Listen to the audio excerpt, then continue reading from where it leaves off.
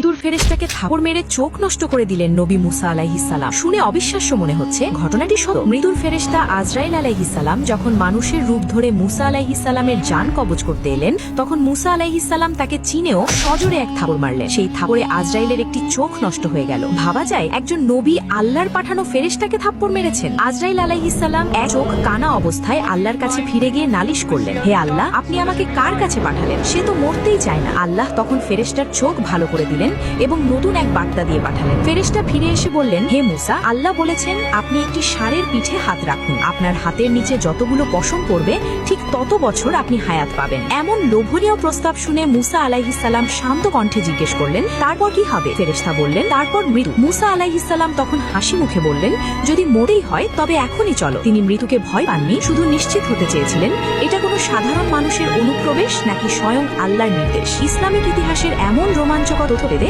আমাদের চ্যানেলটি সাবস্ক্রাইব করতে ভুলবেন না। গল্পটির উৎস সহিহ বুখারী, হাদিস নং 1339।